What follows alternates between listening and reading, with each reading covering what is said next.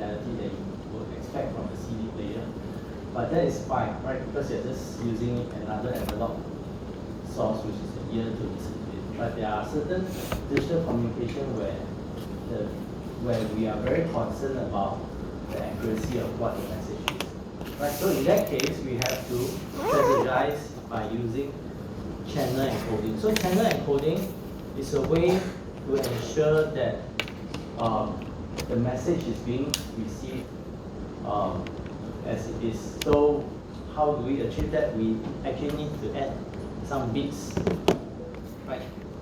So we need to add some additional bits or redundancy in our transmission of the information so that the receiver can receive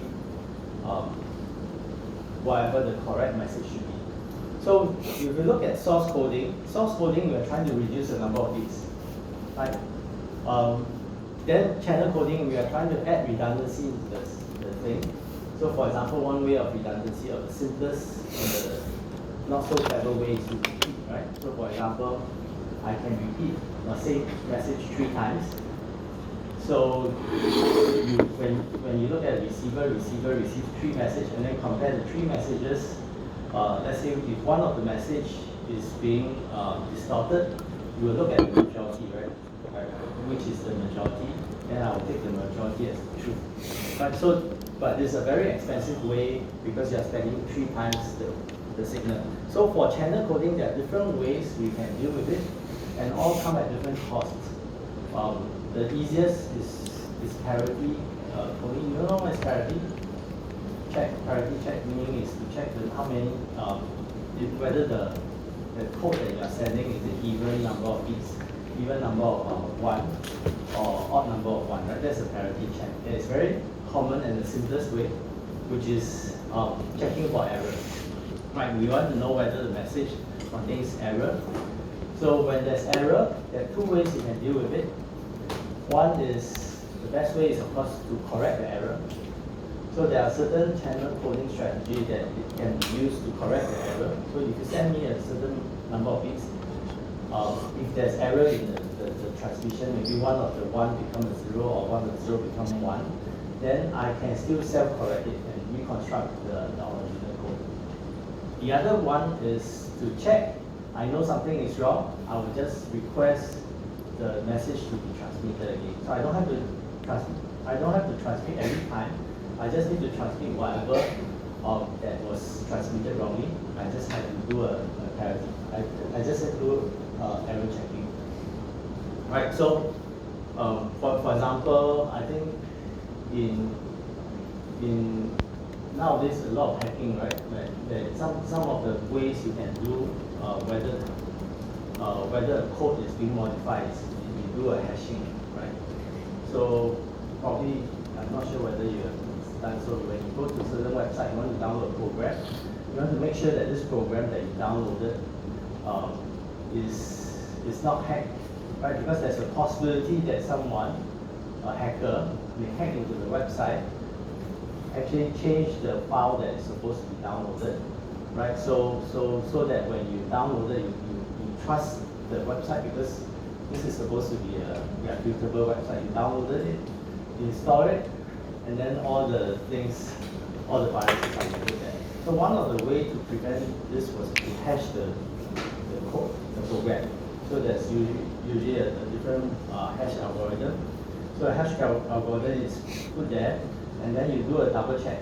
So you hash the code that you downloaded against the hash, and because even if you change one minute line in the code, you will change the entire hash very differently. So there's a lot of error checking algorithm you can do. Right. So today we're going to concentrate our effort mainly on the channel coding. Right. It's actually independent of what source code encoding is. So let's repeat. So I have an original message. I need to do some source encoding to improve the efficiency use of the bits. After the source encoder has finished the coding, it's passed on to the source channel encoder, which will kind of enhance. The purpose of this enhancement was to make sure that during transmission, all the bits are recovered. And then you go through the modulation. Modulation we'll cover again. Modulation is transformed to actual wave that you to transmit. Remember we look at FM, AM. This is through the wireless channel and demodulated, and after that you recover the digital codes. And this is where you do the decoding part, you do the check sound, you do the whatever things that are required. Then you pass on to the source decoder, and finally the message to the user. Right? So this is the whole chain. Right? So channel coding is what we call error correction coding. Sorry, I can't see my marker. So it's also forward error correction, meaning that for forward error correction, the code has a mechanism inside to correct the wrong transmitted bit. Of course, there's a limitation of how many bits you can correct depending on the coding. And this is what we're going to cover. I don't think today we have enough time to do that.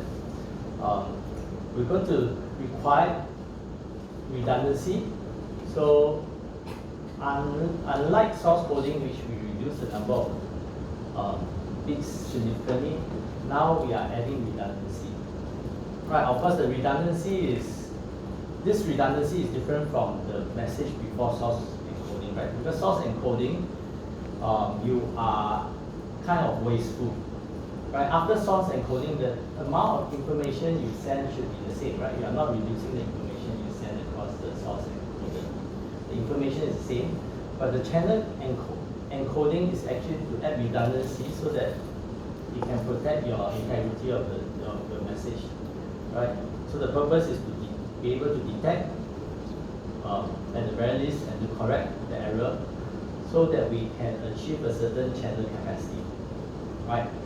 So, because if the error is too significant, whatever you send, if there's no way you can be confident that it's the correct message being sent, then it means that our channel capacity drops very low and we can't really transmit anything across the channel, right?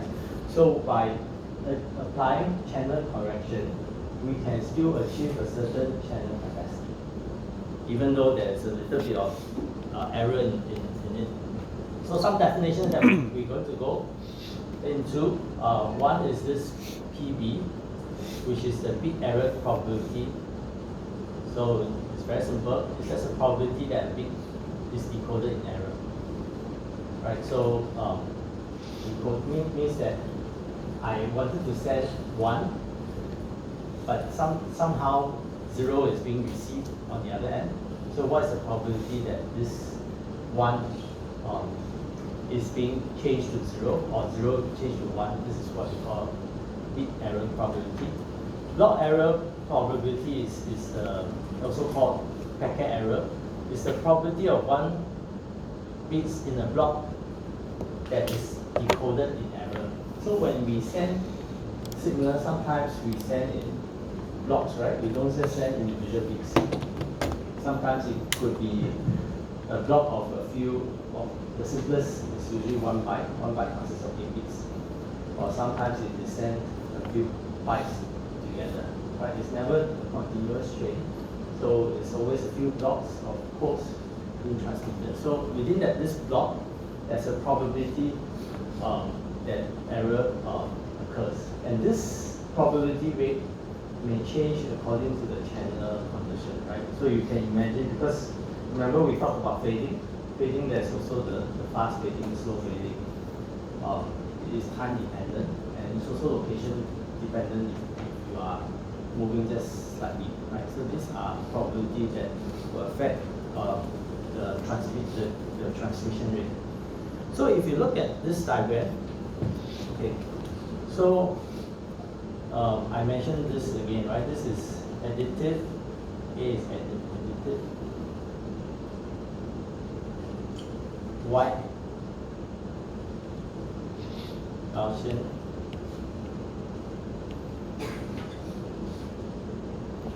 noise channel. So it's a way to model our channel, right? Of course, our channel has a lot of different noise, right? But to model it mathematically, we always use this AWGN channels. So the horizontal axis refers to the signal to noise ratio in dB. So signal to noise ratio is always a ratio. So decibel is not signal to noise ratio. If I code and encode the difference between the channel coding and channel uncoded by channel coding, the probability, the PB is actually different, right? So you will expect this to be so, because you are adding redundancy into your bits that you are transmitting.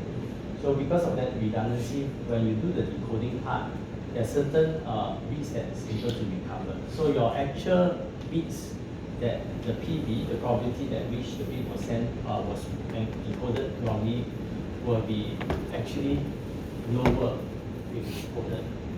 Right. The other thing that you will see over here is that there's this flaw over here.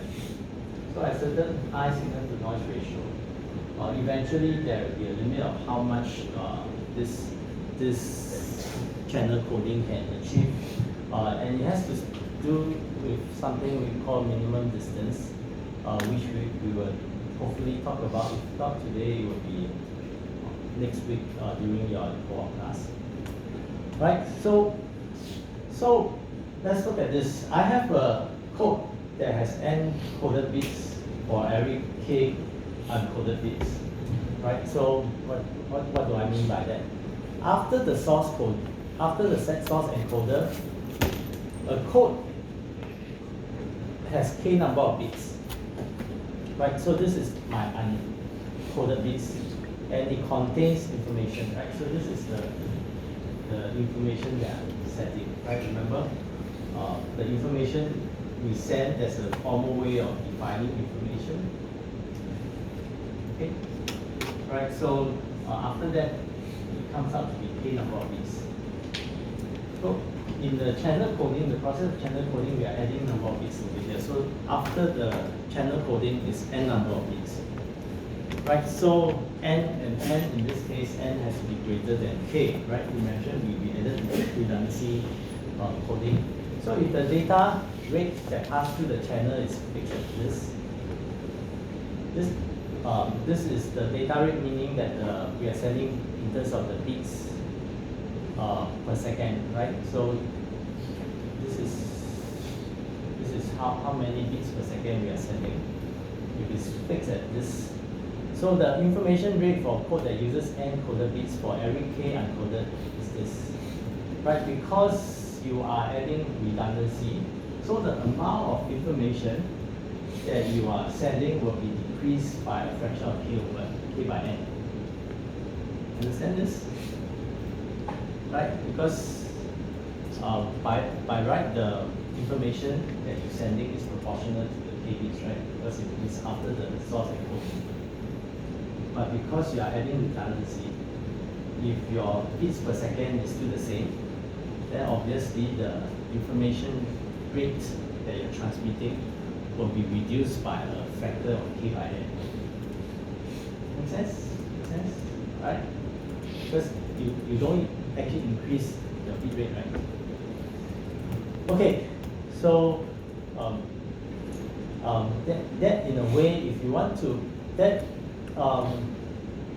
in a way is also what we call bandwidth expansion, because the other way to look at it is that if you want to maintain the bit rate, then you need to increase your bandwidth of the channel, right? So another word is called bandwidth expansion.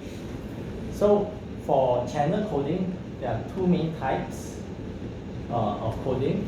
Today we should be able to cover what is a block coding. Combination code will be covered in the next class. So basically, block coding is that we are sending channel additional bits into the code by blocks, and it doesn't have any memory within that code. The combination code, there's some certain memory that which we will see in the next class. Right, so for example, let's say for block coding, we have k bits of information inside a block.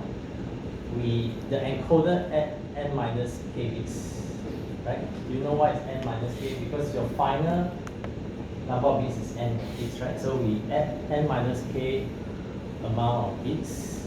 The code word is n coded bits, and then the code rate is what we call code rate is the ratio of k by n. Okay, so this is yes. Sorry? Alright, so information block.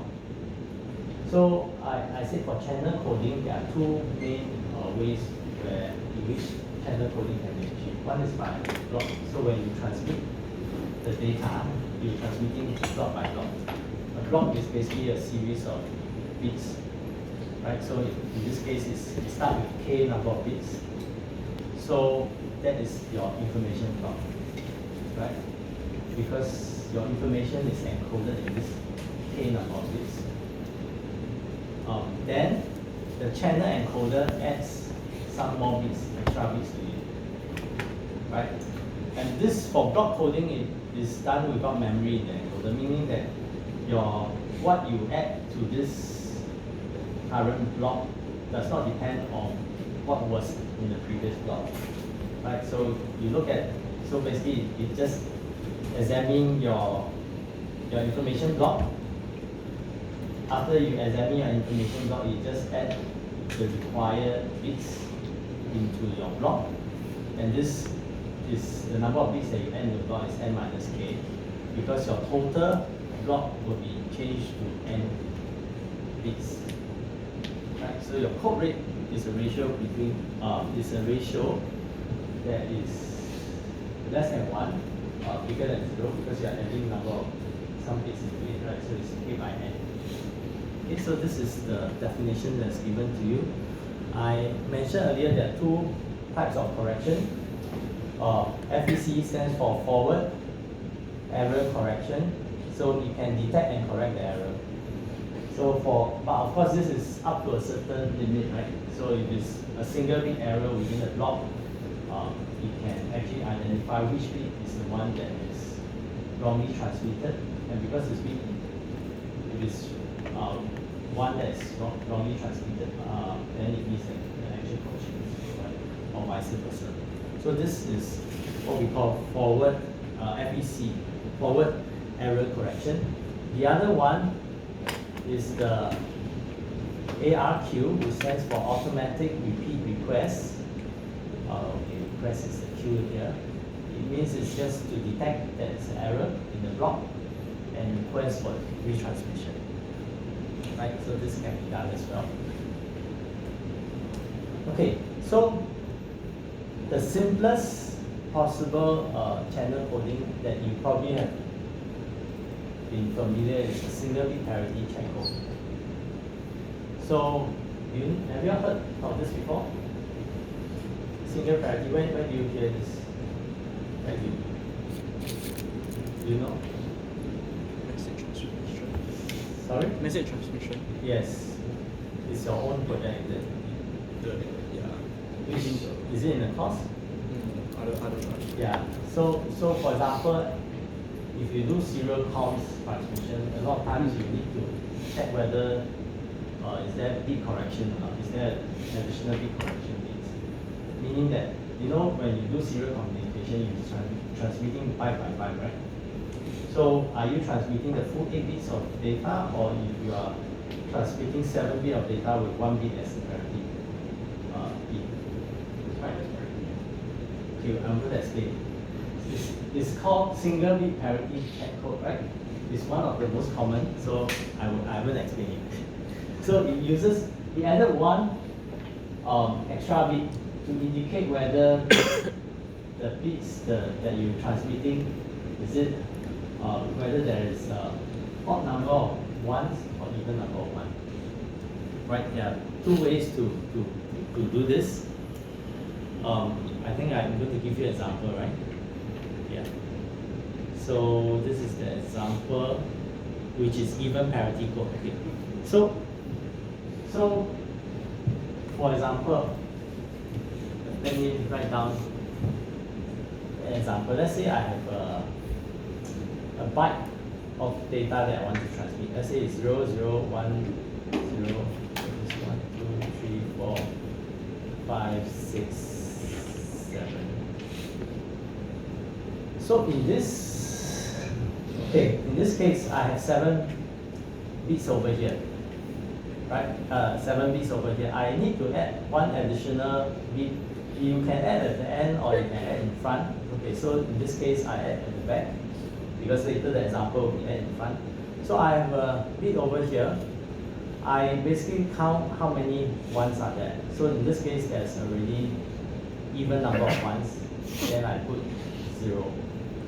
Right, so when I do a parity check, I look at this parity. So 0 or means that there should be even numbers of bits in my code. One way to check is to actually add all the bits. It's even, right? Right, because in this 8 bits of data, we have 1, 2, 3, 4 number of ones, right? So this is even.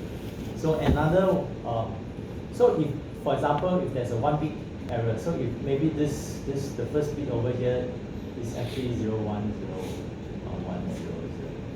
So in this case, in our parity check code, it says that this code has an error, right? Because this parity bit, when it's 0, is supposed to indicate an even number of ones, right? But when you check, there's odd number of ones.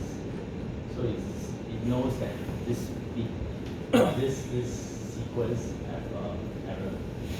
Of course, there is a problem. It only can detect single error or odd number of errors, right? So, for example, so I give you another example. Let's say I have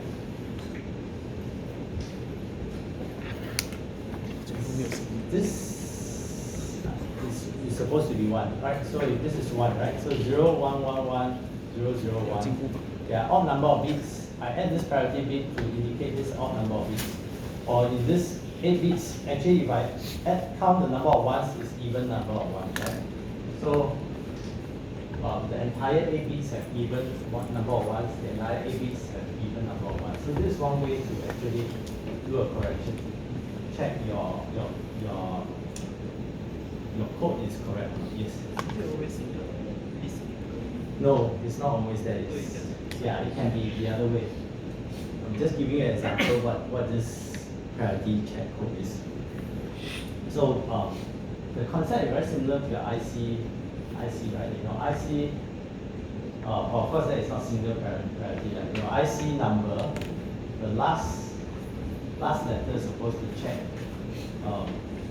whether the numbers you enter is valid. So you always write your 7 digits of IC, then plus 1 letter. So there's a way to check whether what you enter is the correct IC number. So I think during the COVID, when people wanted to steal the mask from the vending machine, they can generate random IC number. Actually, it don't have to be real IC number. The machine is also not, I mean, the machine, I'm not sure whether it's checking the whole register, which I do not think so. They just check whether the IC number is valid or not, and then they just dispatch, right? So there are people who have done that and then got into trouble.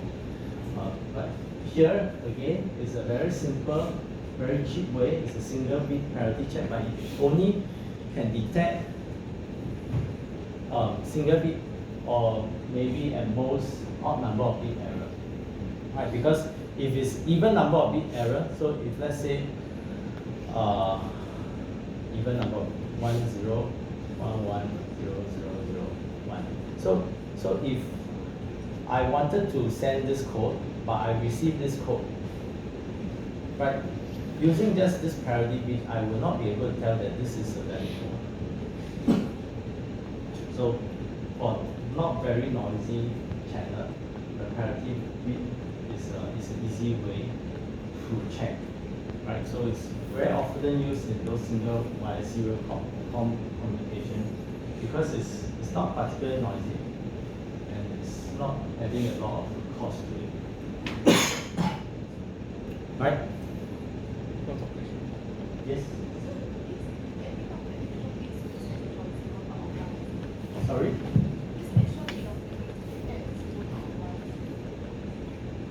Oh, it can be at 0 or 1, depending on whether there's an even or odd number of ones.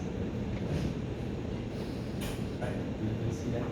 So I gave you two examples, right? In the first example, the parity bit was 0. This is 0, right? Why is it 0? Because there's 1, 2, 3, 4 ones, right?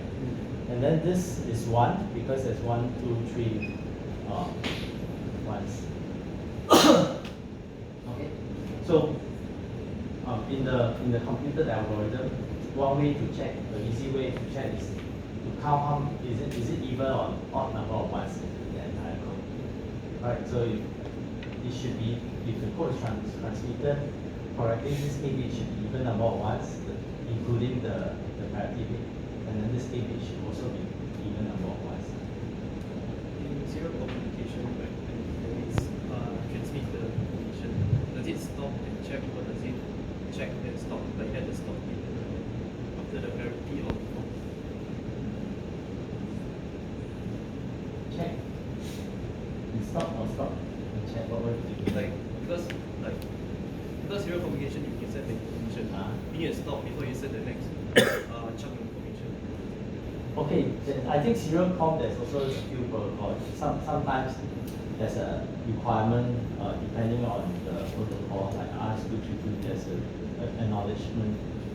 Yeah, so there's another line, but sometimes it's just one stream of data. It's up to you to deal with whatever there's error, and then you may transmit. It's at the protocol level. But you will know at the receiver side, this parity check is really check whether what you receive is correct. Alright, so okay, so let's look at some numbers. What does the 4 tree means? 4 is the n, 3 is the k. Right. So later if you look at channel coding, this is how we name our coding, right? Because it's an even parity error code such that parity symbols appears at the leftmost symbol of the code word, right? So in this case, this is the leftmost signal. Just now what I've written was the rightmost signal. So it's the leftmost signal. Which error patterns can the code detect? Compute the probability of an undetected message error, assuming that all symbols error are independent events and the probability of channel symbol rate P. Right, so this is the channel symbol rate. P is 10 to the power minus 3. Okay, let's look at what I mean. So the code is 3 bits. So this is my code is 3 bits, right? So my k equals to 3 here. My k equals to 3. My n is equals to 4, right? The code word is 4. I added one parity bit. So in this parity bit, it's just counting whether it's even or odd numbers of ones, right? So if it's even number of 1, we add the parity is 0, odd number is 1, right? So this is parity plus the message. Right, so we want to compute the probability of an undetected message error. Okay, so let's see how to look at this. So the code is able to detect all single and triple error patterns, right? Because we only have 3 message inside. I mean the code word here, right? There's only 4 number of bits. So if there's one error, the error can occur anywhere. It can occur at the parity bit as well, right? Because you have this 4 number of code. It doesn't mean that the error only can exist in the message. Because if the error exists in the parity, it will also give out the same error, right?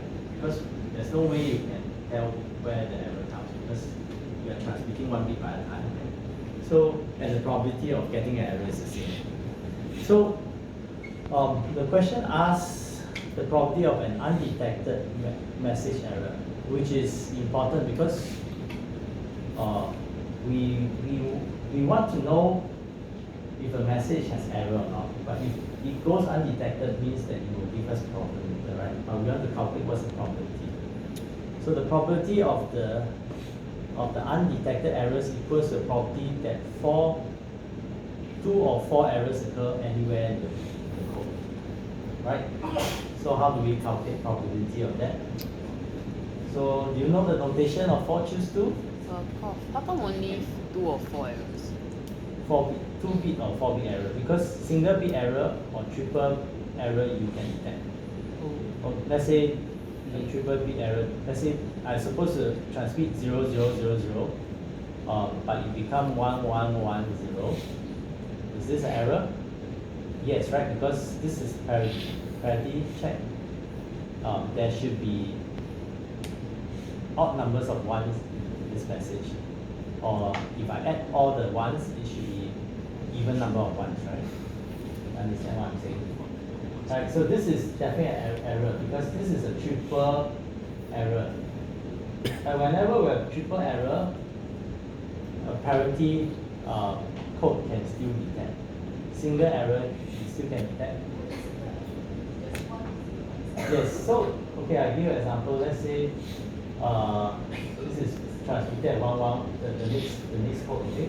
So it's supposed to be 1, 1, 0, 0 is the correct code. Maybe one of the 0 becomes 1, right? So again, when I check the parity, it's supposed to be 1, but actually it's not, right? When I do the parity check. So this is error, and this. So a single bit error can be detected in parity codes. Odd number of bits can be detected. Odd error patterns can be detected. Okay, so let's look at how do we calculate. So we want to calculate the probability that is not detected, right? So we only looking at cases that are 2 errors and 4 errors. Right? 2 errors means 2 of the bits, either of the 2 bits out of the 4 is wrong, right? So there's a 4 choose 2 number of possible combinations at which the bit is chosen wrongly. So 4 choose 2 is what? Is 6, right? You learned this before, right? If I want to choose any 2 combination of the bits within the 4 bit, it's actually a 4 choose 2. So 4 choose 2 is 6. You know how to calculate 4 choose 2? Your Fibonacci triangle, is it, or what? Oh, and this is a calculator. You know how to use a calculator to calculate 4 choose 2, right? It's not a math class, this one. At least you need. I think calculator is fine in the exam. It's not how to use it. Okay? Right. So okay, 4 choose 2. Okay. 4 choose 2 is 6. Okay. Let's examine what is this. So the probability that a single bit error is 10 to the power minus 3, right? So we need to multiply 10 to the power minus 3 times 10 to the power minus 3. Then the other 2 bits are transmitted correctly. So it's 1 minus p, right? So this is the probability where 2-bit error occur. Understand? Right? So for 4-bit error, because all the 4 bits are same, actually there's only one combination where all the 4 bits are same, because all the bits are all wrong. So 1 becomes 0, 0 becomes 1. And this is the odds is very low, right? It's p to the power of 4. Right, so you put everything, simplify, or you can just substitute from the beginning where p is 10 to the power minus 3. Actually this is what we call our PB in the earlier slides. Right. And then you substitute in, is a very small error. So if you do so it's 6 times out of 1 million 1 million beats, right? So depending on how tolerant you are, if you are transmitting music, I doubt you can hear the difference 6 bits out of 1 million beats being transmitted, maybe not so much. So it depends on what you need to transmit. Right? Video streaming, I also don't think is super critical. You may have certain noise in the mixer, and that is very negligible. It's 6 out of 1 million. Right, so this is okay because you are actually relatively expensive because you add 1 bit to a 3-bit code. Right, so it's relatively expensive, and then you look at the error rate is actually not too big. Right, the rest of the error, the single or the triple error, the parity bit is able to detect. So you can always request retransmission. Right. Actually, you can extrapolate this to have longer messages. Yeah, of course. 1, 3, Yeah. 2, 4. Yeah. Because the later sequences are so improbable. Yeah. Actually, it's like that's the first Sorry? time. The first time carries the most weightage. Yes. So actually, your message is like 8 Yeah. bits long. Yeah. It's still going to be roughly the same error. You can see, or maybe the exam you can try to work out. Let's see lah. But it's correct, the correct thinking. Yeah. So it's of course highly dependent on this event, right? Whether the event for this case is, so you can see, right? If there's no channel encoding, the probability of the error is 10 to the power minus 3. Right? Every bit, there's always a 10 to the power minus 3, 1 in 1,000 bit chance that there's going to be error. But in your case, when you add just one more extra bit, it becomes 6 in 1 million chance. This is a group of code some more. It's not just 1 bit, right? If without the channel encoding, every bit you send, there's a chance of 1 in 1,000 that one of these bits is being sent wrongly. But with this even parity error detection code, the rate at which the code is being transmitted without detection becomes 6 in 1 million. Right? So it's a huge reduction in the kind of error that we can go without detection. Because before that, it's really 1 in 1,000. Right? So, okay. Linear block code. So linear block code is when the mapping of k number of k information bits to m bits is through a linear mapping, right? So I think it is easier to look at the picture, right? So for n code words, there are 2 to the power n possible values, right? For code word, because it's k, right? So this is k, this is n, right? So this is 2 to the power 2, which is 4 combinations. There are 4 code words over here. Over here, it should also be 4, even though there are 2 to the power of 3 different combinations, which is bit, right? So a linear code means that one code word is mapped onto one by itself, which is in mapping, right? So when you look at this mapping over here, why do you think these codes are being chosen? We will talk more about this later. But if you just look at the code, right, why is it so random? Like for example, I skip the first one, I put the second one, I skip this, I took the second one, but this one I don't skip, right? I choose this one, and I then choose this one. So I choose this one, and then I skip 2 times and choose the last one. So do you see any pattern in our selection? Anyone can spot the kind of pattern over here?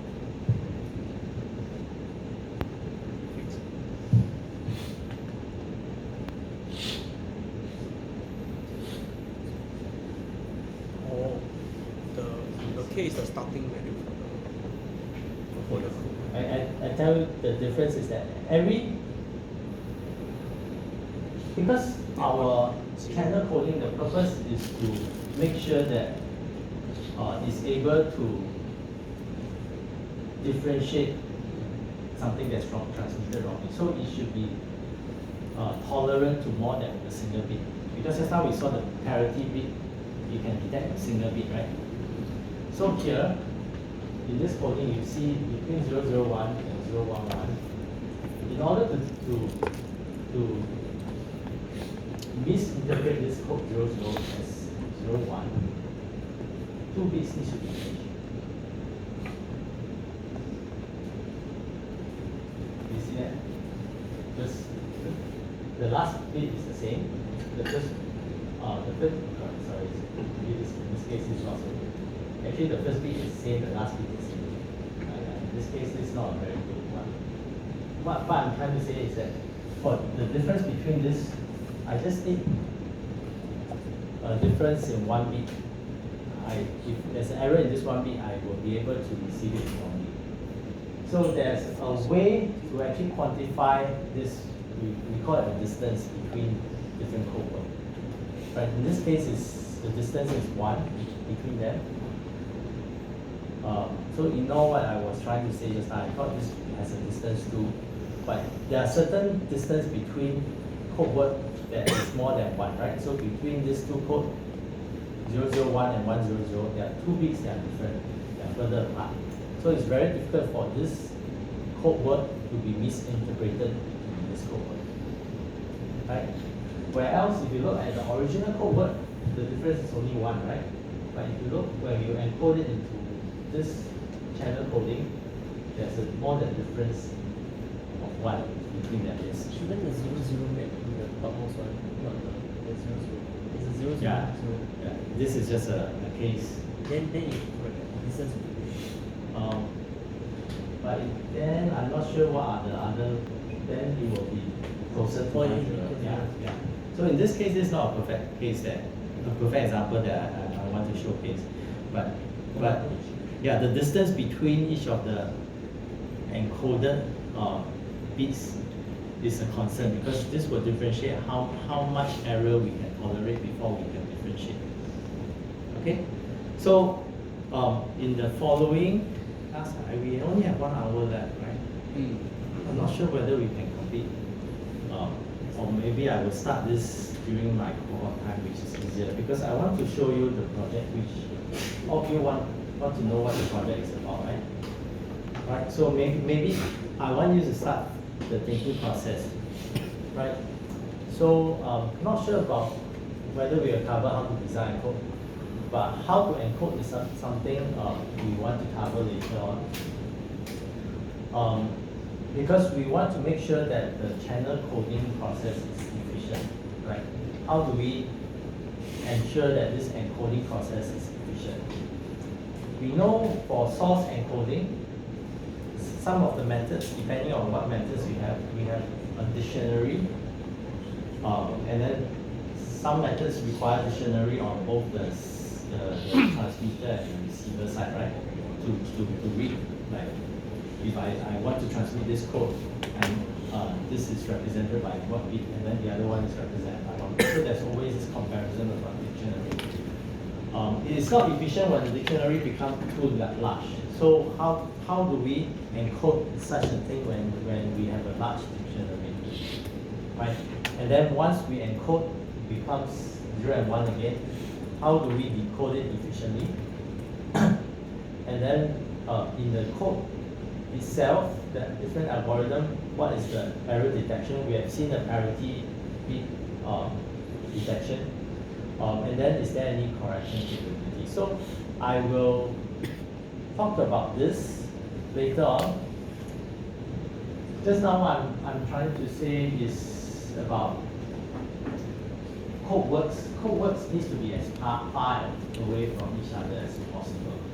When we say far away, it means that if we plot this in terms of vectors, right? So for 3 bits, we can actually plot the x, y, z plane, right? So you can imagine these are all coordinates of x, y, z plane. So these points, how far away are they from each other, right? So this is our distance. So there are two things we want to emphasize. We want to have high code efficiency. We want to pack as many code words as possible, as little redundancy as possible. We also want the code words to be as far away from each other, so that even some corruption, so even if there's one big error, we will still be able to decode this. So for example, I think this is just figuratively. If this is the correct code word, if this is the, let's say, the actual received bits, you can see that if I receive this, I'm closest to this code, right? Right? So I can kind of interpret whatever that comes within a certain range of my actual code work, I will treat as being this code work. Right? So this is the kind of way to visualize what do I mean by distance. Right? How far away are you from other code? So ideally, we want the code words to be as different from each other as possible. The reason why we want to do so is because if there's one single bit error, we can still have enough buffer to ensure that this is still encoded in the right place. Right? So this is by itself, you can see there's some error correction, right? Parity bit, we don't have error correction because this one have error because if I have something that's transmitted here, this point over here, which is the closest distance here, right? Then it means that I can correct whatever error that's been transmitted. Okay, so this is something that we have mentioned. I don't think we have the time. Yes?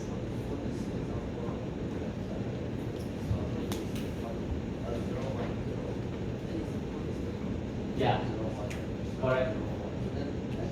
So this is not a good example for this. Of course, if you can imagine, if you increase the number of n number of bits, then it's achievable. Right. So you just need to add number of bits more. Right. So this encoding, the example that's shown here, does not reflect what is here. You can imagine if you add more number of bits, then you will be able to see the advantage of such coding system. You can actually do a error correction. Right? Okay? Alright? Okay. Maybe we should start here. Stop here, start. Not stop, start. Should we do one more thing? No, I think we stop here is cleaner. So let's take a break. After you come back from break, I will tell you what the project is about.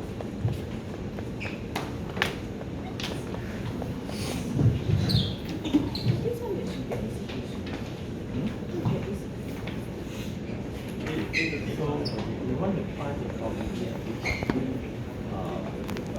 that's organized by our students. So Haijie, who is our alumni, actually wrote that thing. I will show you later on what we can follow.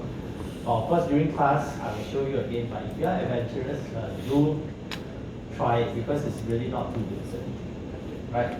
And then last thing, we want to know how to do it properly, not human such a project.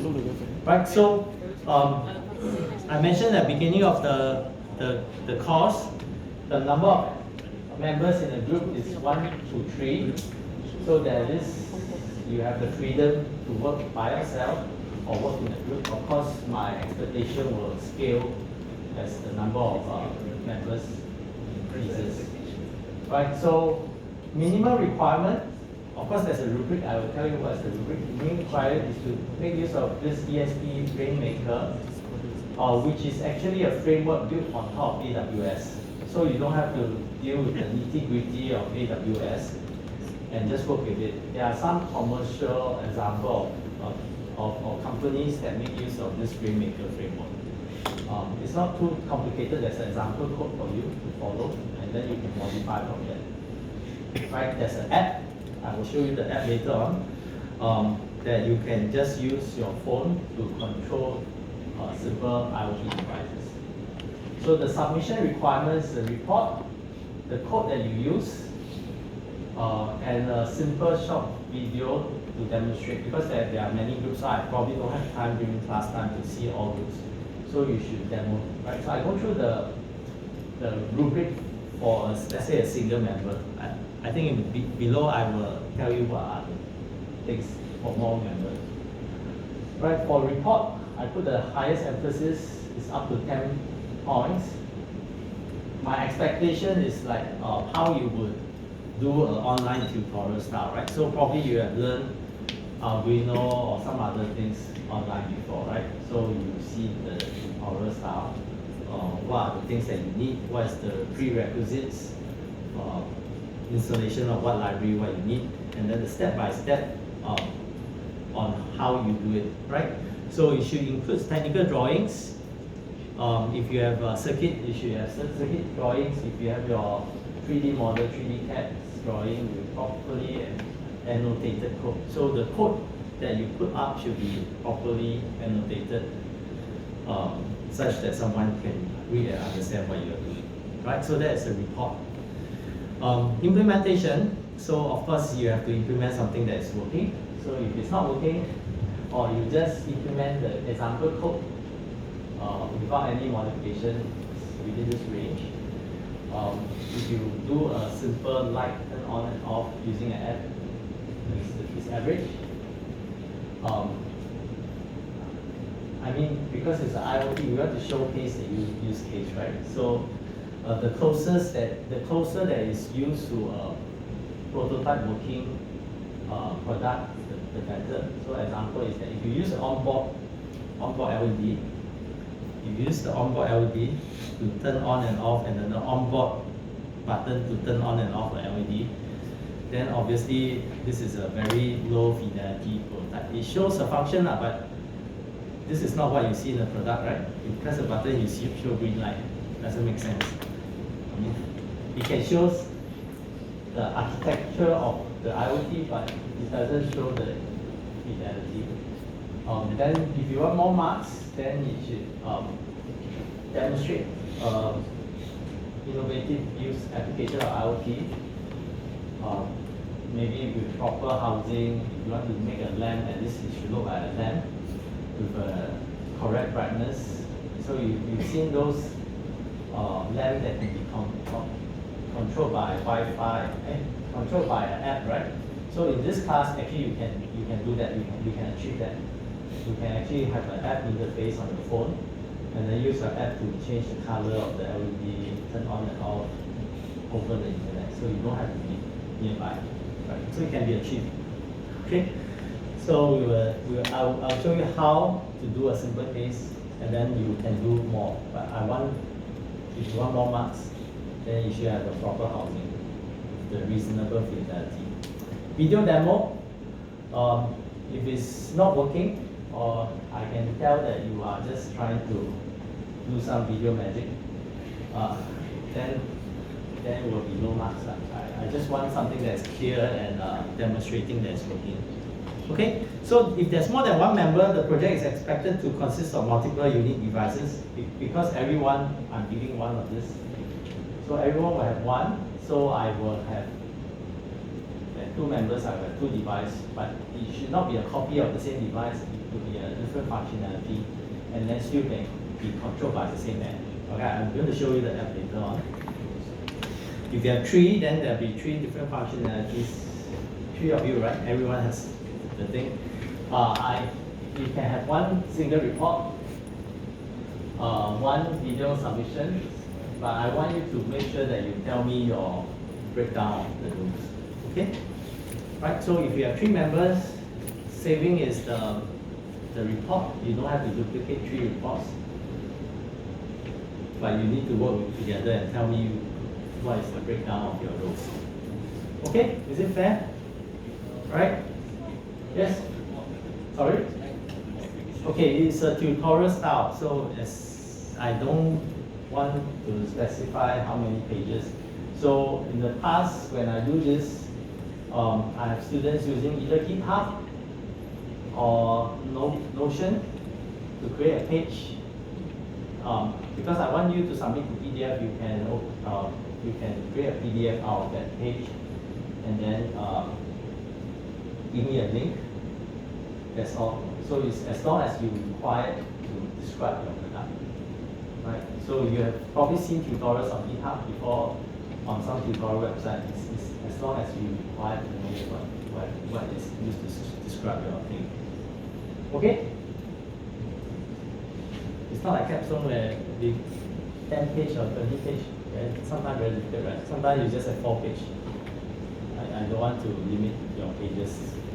Okay, let me show you a demo of what is expected of you. Alright, so let me see if everything is working. Okay, so one IDE, you know what is IDE, right? That is popular is that works with ESP IDF is this Visual Studio Code, VS Code. So how do we do that? Okay, actually my Windows version of IDF is of it's not the right version. So actually I didn't build the code using this. I'm just using the monitor to do it. So I'm going to reset my device. So this is just the monitor of the device. So when you use the ESP framework, USB Rainmaker framework, you will, once you put the device, there's a QR code. Okay, so this QR code, you can see that you can also access this QR code on the website, as long as you know what's the page that required, because it's unique to your device. So why this is so is because normally when you buy an IoT device, sometimes on the box there's a QR code, right? You can use your phone to scan the QR code in order to add the device to your app, right? So it's the same thing over here. So I'll just show you the outcome of it. Okay, let me see if I can show you. So there's an app. You don't have to write an app. This is not an app writing class. Okay, let me go open again. So once you open our app, this is an ESP Rainmaker. The app name is called ESP Rainmaker. It's actually an app that's on the Apple App Store and Android, Google Play Store, right? So it's very similar to what you would do when you buy an IoT device, right? You open up the app, you need to add a device, right? So add a device, it is looking for a QR code. So the same QR code can be here. So this is a QR code, right? So it's supposed to add. Okay, so it needs to connect using Wi-Fi. During class, I will set up. Okay, the SUTD Wi-Fi will not work. During class, I will set up the Wi-Fi 6 router over here that is connectable to this is the password. Don't see my password. Okay.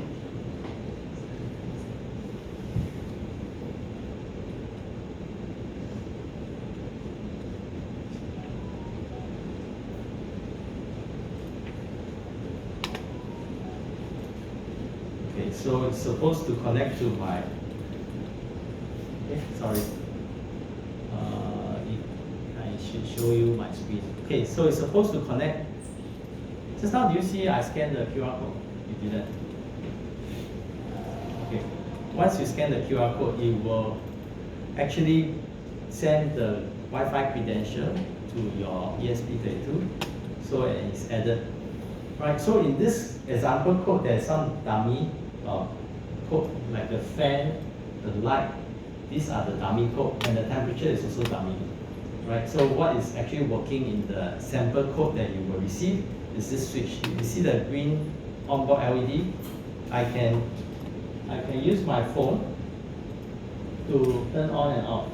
Oops. Yeah, I can use my phone to turn on and off the LED, right? So this is a simple demonstration of a switch. There is also a switch that I can use on the device itself to turn on and off. Right, and it should update the status on my phone app. So this is a simple demonstration of IoT. I can use my phone to send the information through the cloud.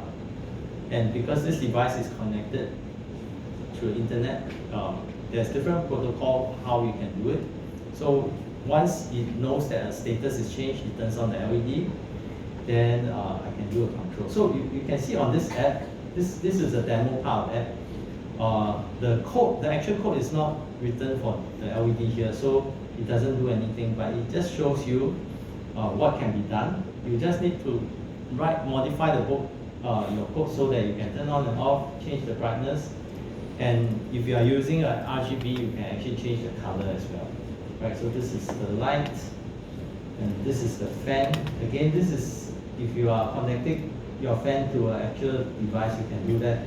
The temperature is rubbish. It's not reading any temperature. It is okay. You can see a graph here. Right. So I turned on. Wow, I turned on midnight last night because I was still working on this last night. So basically this obviously is not the correct temperature. It just uses the timer to increase the temperature by 0.5 every time. So if you connect to a real temperature sensor, you can potentially log your temperature on this graph. Right. So this is what is possible with this simple app interface. So as I mentioned to you, I don't need you to write the app because the app is already there. I don't need you to put a wrapper on the UI. On the tutorial, you can actually choose what you want. There are many devices there. So this is a simple switch demo. I'm sure you are good enough to know how to hack the code so that you can do more other things. Right, so this is the basics. So if you do this, you ask me if I just do this, demo this, how much marks can I get? Let's look at the rubric again. So you can do exceedingly well if you just do the report, right? Tell us how you do it. Of course, if you just copy from the Ringmaker website, then it's considered plagiarism. Then it's different problem.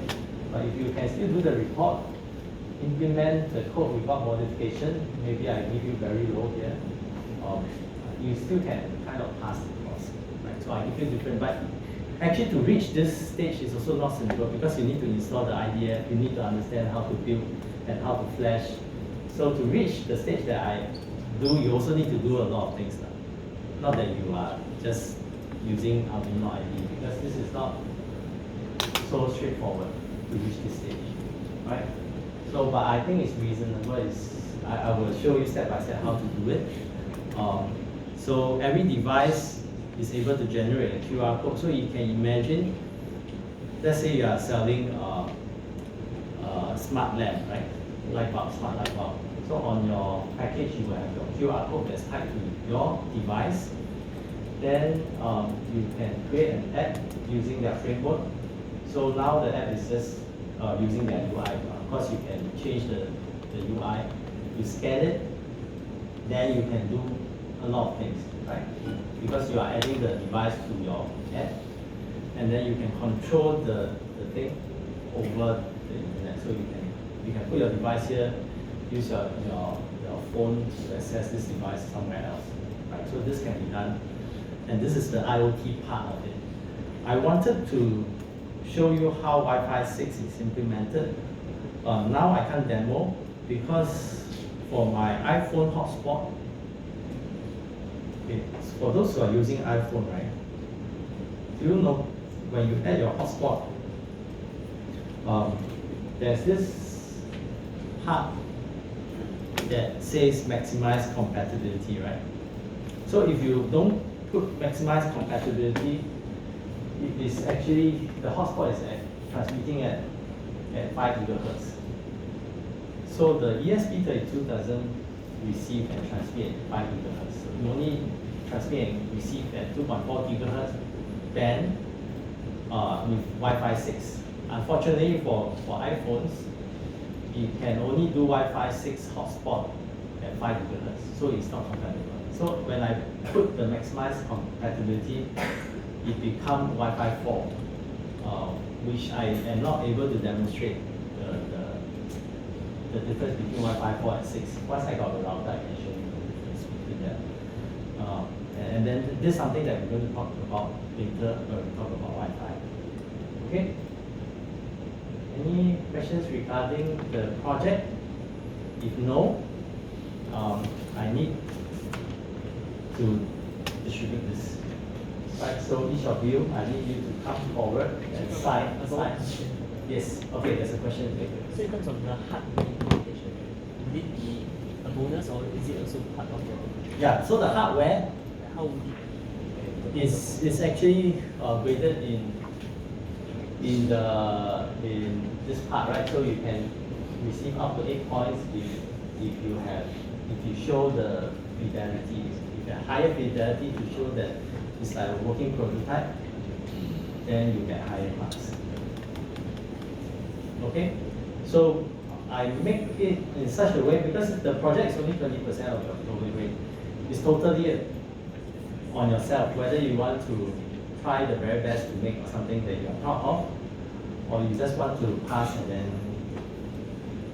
then do other things in your life. Right. Do you have any budget for this? Yes, we have budget. I need to. Okay, so every student should have $15. 1.5. It's enough. I mean, one person to create a smart LAN, 1.5. I'm giving you the board, the development board. You don't need to buy this. If you buy from a reputable site, it's easily $10 or more. Right? So I haven't set up the Concur yet. I will tell you the details. So you have do project claims before, right? Together. What do you need? You just need the Oh, you WBS. have asked. What's 只有 WBS? 3个 right now. Sorry? In our detention class. WSD, the code, right? WBS or WSP. WBS, I think the code to claim, right? But I need to Yeah, you want them use one. double confirm the budget that I have because it depends on total student number, how much I can distribute this. Preferably, I want to reduce the number of claims. So if you are in a group of 3, just claim one time. Don't claim individual because I'm the approver. You can imagine I will have a list of things to approve, right? So, but I will tell you the details about claiming later on. Right? I need to talk to the admin to make sure that I'm doing the right thing. Okay. So, any other questions regarding project? If not, I will give out the board. I just need you to sign out. It's for you. I don't need you to return it back, but I just need to make sure that who's not what comfortability. Right. So this is a gift from Expressive. Fast game one. So I got it from them. So they're actually very kind. When I say I need this number, they just send by DHL from Shanghai to Singapore. So this is quite nice of them. So just come forward. I have 2 sheets. One is the one sheet for each of the cohort that you sign up for. Bring your pen, sign your name, and then get one of these. 跟你 JK 不是一样 class 吗？ Yeah, me, him, and Stacy. 零ใจwalao face 我就 OK 换现在。零ใจ想要做吗？ I don't know. 我们开灯开风扇。 A bit hot lah. Then you. 我拍个摩托，turn on fan, turn off. Then you can change fan speed. 我병诶 What your gonna kick? Get it down. I got very good I think I safety camera that watches for like people who go in turn off their lights. Then every time the person leave the frame, right, the thing turn off. Okay, you picking up already, go take some photos. The thing turn off, then you're like, It's not a bad idea. oh, I think for elderly people. Yeah, it's not a bad idea. But then you 做一个盒子吗 But if you 做一个盒子 I need connectivity back, but 因为这东西说是要做什么都做不做快点啊然后这样 I think it makes sense to be a technical. I always like cat feeder. Cat feeder now is schedule one. For me, close the window. I want to take rider. Maybe close the window when it rains. Oh yeah. Close the window when it rains. Put a water detector. That's not bad. Yeah, something about 因 that. 为我 other member 在做 technical 嘛，所以我 focus on 这个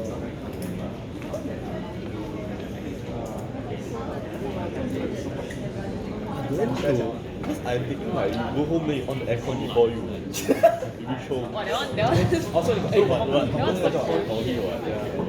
没有嘞，他跟我讲，他跟我讲那时候是3年，within 3 years 就是他们帮我不想做，but if it's just starting pay，他有 growth right，I don't mind。如果是 starting pay like for permanent fortune I cannot。 Then 30 right? 3800。讲你要讲我要养老婆的，不够不够啊！有意思，你没有啊？什么什么？有意思。哎，小鬼养小鬼。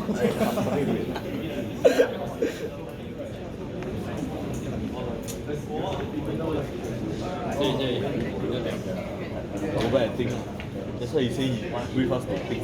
要啦没有 IOT 没有听过叫做，IOT 你 remote 讲 car，你讲你我看 Daily 外 operation，他没有做 IOT 啦，brother。为什么没有他没有做 IOT 的， ？Autonomous IOT 那个人家跑 5G 啊，就这样做手术讲，然后有 5G，他 5G 的话，他有那个什么高的 I mean as in WiFi IoT 呢这些，remote FPV driving，我都听说啦。这样无聊我想要来可以做 set mesh network 欸 Mesh network，好的，IoT 没有 Mesh network，没有咩？ Mesh network 是 network 问题，IoT 是 IoT。哦，哎呦，这样很无聊哎。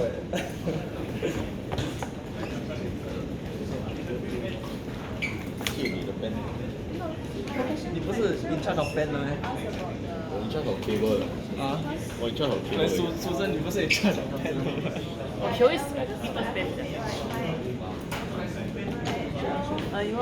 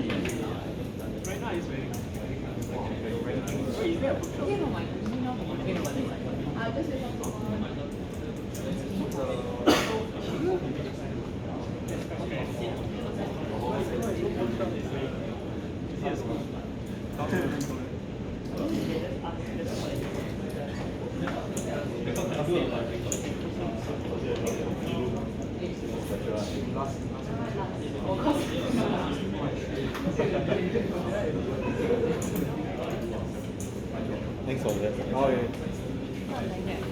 Remedial class. How much was it? 30 plus.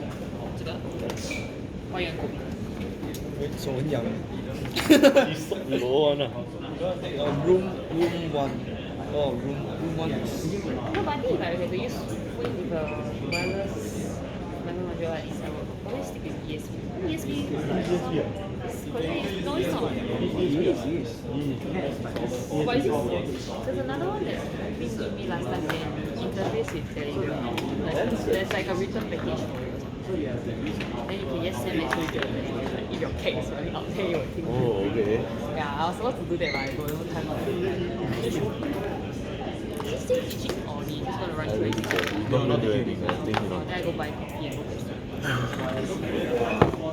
Like never say that you go. I asked him 我没有那么排假的 I learned from my detention. No lah, you if I can one, you just keep quiet only.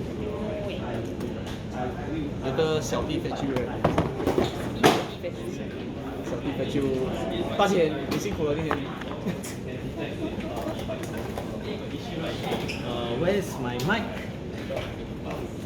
Where's my mic? Mic. What time you go back? Yeah, I thought you still continue doing the Ross thing. Well, I work until like is it underneath the box? So after gym, you do a bit of Ross, then plus go back. No, I went back after my gym. I don't like to talk All about right. things like but then Okay. I A couple of more things to talk about before we dismiss and go to next one. Right. On the folder in the E dimension, I have added one one briefing notes. This is the briefing that was actually not created for this course, but it was for a hackathon called What the Heck last year summer, right? So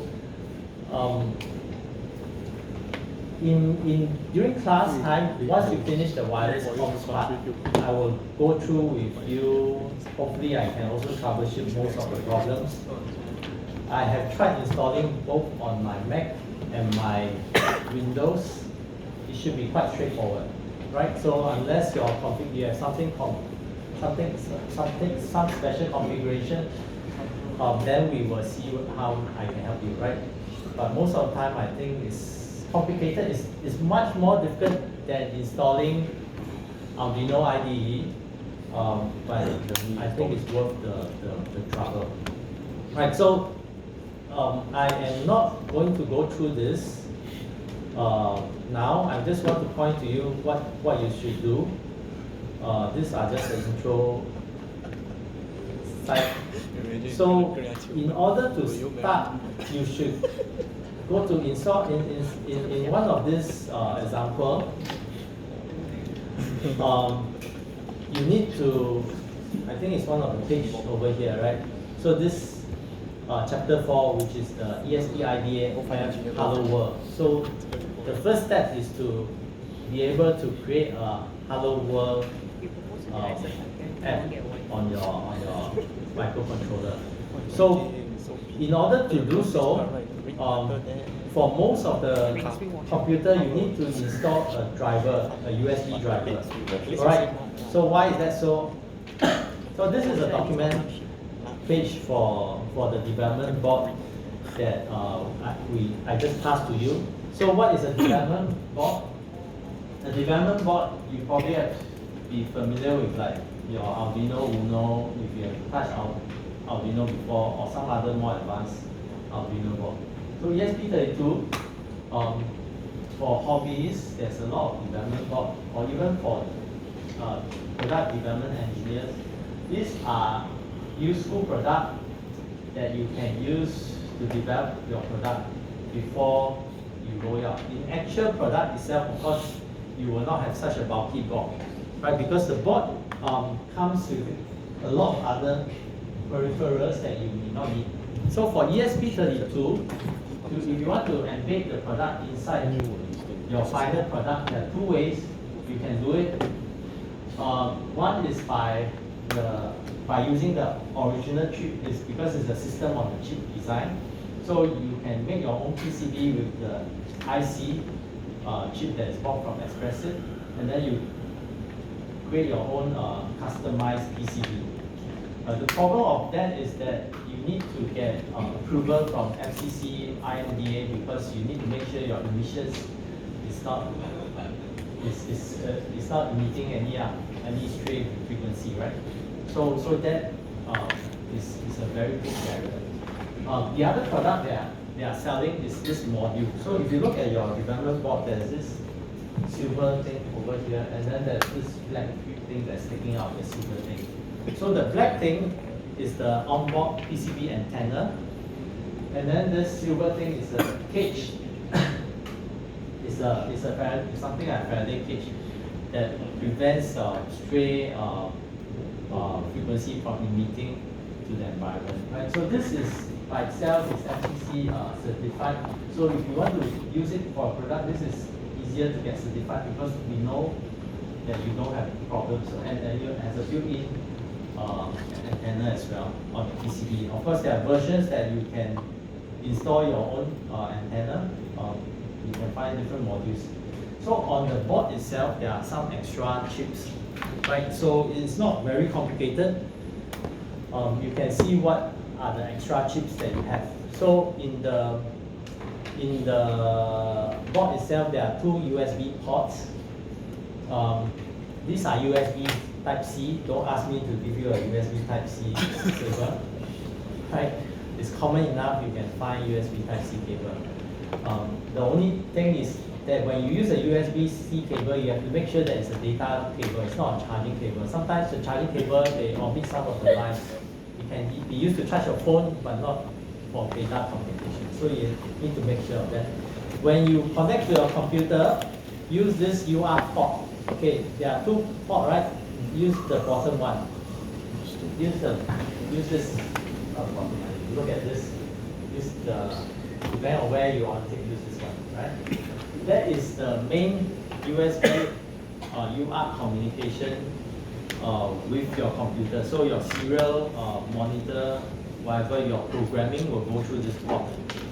The other port is actually meant because when you make a device, right, USB device like a keyboard, also you can actually potentially make a keyboard.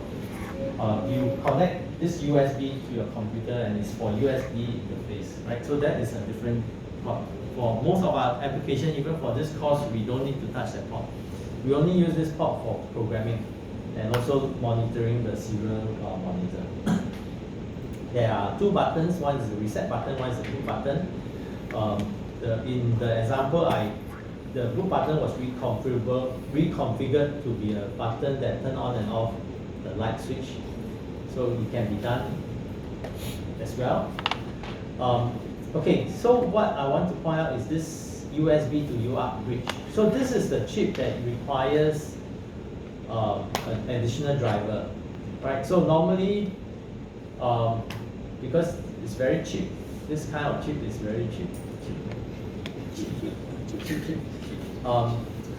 So you require a driver, right? These are drivers that is not in your normal Windows driver. That's why you need to just download this. If you don't download, sometimes your Windows will not be able to recognize this as a proper COM port, right? So that is the use of that. Then there is RGB LED. I can't remember which of the GPIO pin is connected to. So you can potentially control the color of this RGB LED using some of the GPIO pin. GPIO stands for General Purpose Input Output pins, right? So you can control the LED color, the brightness using one of the port. Then you have, because the ESP32 uses 3.3 volts, so you have LDO which drops the voltage from, it's a regulator, it drops the voltage from 5 volt to 3.3 volt. So this is how 3.3 volt is supplied to your ESP32. And then the jumper J5 over here is a means to measure what is the current power requirement of this module itself, because it's a development board, right? So we want to know what is the power requirement of the board, not with the peripheral, because in your product integration in the future, you can just buy this and then just integrate with your product. So we want to know what is the actual power consumption using this thing over here. Right, so that is the board description. So you go back to this board. If you have time and you really want to do it, you can go ahead, start with the installation. I think if you search online how to install ESP IDF, there are different ways to install. So I think it's recommended to follow this way if you are using a Windows computer. These are the steps to do it, right? There are also things that ask you to download VS Code. So you just follow from 4 to 5. And 5 is to actually install VS Code. You install VS Code, then you install the extension, ESP-IDF extension, and then you, in this case, this is a Blink example. So if you are familiar with VS Code, once you have installed the extension, you can actually type in some certain commands for the example projects to come out. And then once you do that, you select the COM port, select the target chip. In our case, we are selecting a ESP32C6. Right, so it's very specific because it's a compiler. It's not a Python, it's not an interpreter code. So it needs to know which microcontroller is being compiled for. It uses a different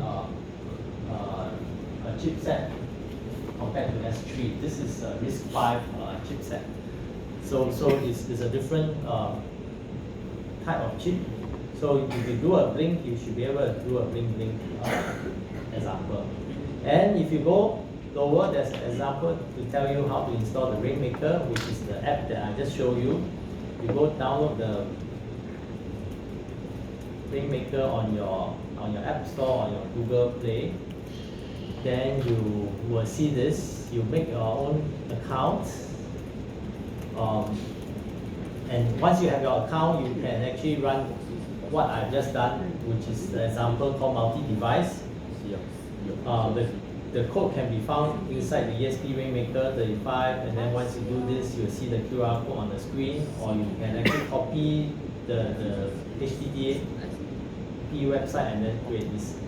So I basically just did the demo on this, right?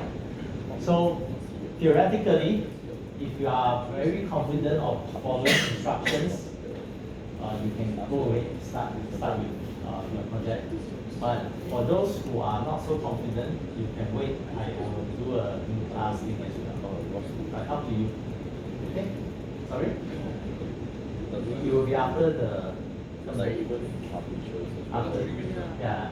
That's the time allocated for project. So up to you. If you have strong interest, you can restart now. You have the device with you. It just doesn't work with your normal Arduino IDE unless you use the alpha version of the board manager. Then you can program using Arduino IDE. That's all I have for you today. All right. So I will see the other cohort in class tomorrow.